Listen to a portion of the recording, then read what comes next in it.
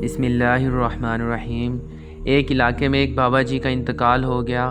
جنازہ تیار ہوا اور جب اٹھا کر قبرستان جانے لگے تو ایک آدمی آگے آیا اور چارپائی کا ایک پاؤں پکڑ کر بولا، مرنے والے نے میرے 15 لاکھ روپے دینے ہیں، پہلے مجھے پیسے دے دو پھر اس کو دفن کرنے دوں گا۔ اب تمام لوگ کھڑے تماشا دیکھ رہے تھے۔ بیٹوں نے کہا، مرنے والے نے ہمیں کوئی تو ایسی بات نہیں بتائی کہ وہ مقروض ہے، اس لیے ہمیں پیسے نہیں دے سکتے۔ مرنے والے کے بھائیوں نے کہا، جب بیٹے ذمہ دار نہیں تو ہم کیوں دیں؟ اب سارے کھڑے ہیں اور اس نے چارپائی پکڑی ہوئی ہے۔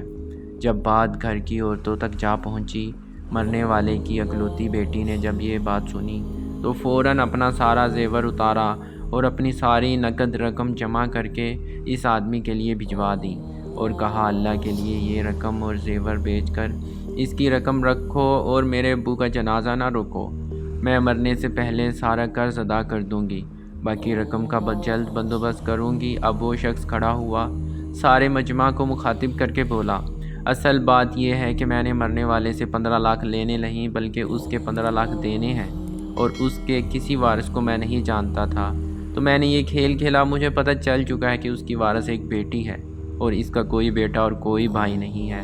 اب بھائی منہ اٹھا کر اسے دیکھ رہے تھے اور بیٹے بھی۔ محترم دوستو، جن کی بیٹیاں ہیں بہت خوش نصیب ہیں، لہٰذا بیٹی کی پیدائش پر خوش ہونا چاہیے۔ بیٹیوں کی شریعت میں بہت فضیلت بیان کی گئی ہے۔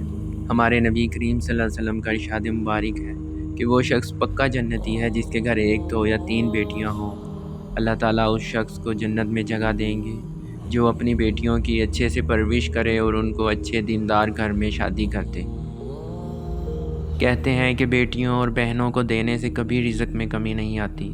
جو شخص چاہتا ہے کہ اس کے رزق میں اضافہ ہو وہ اپنی بہنوں اور بیٹیوں کو عطا کیا کرے۔ بے شک بہنیں اور بیٹیاں ہی مشکل وقت میں کام آتی ہیں۔ دعا ہے اللہ تعالیٰ آپ کو اور مجھے ان باتوں پر عمل کرنے کی توفیق عطا فرمائے۔ اپنا بہت سا خیال رکھیے گا۔ اللہ تعالیٰ آپ کو اپنے حفظ و ایمان میں رکھے۔ اجازت دیجیے، خدا حافظ۔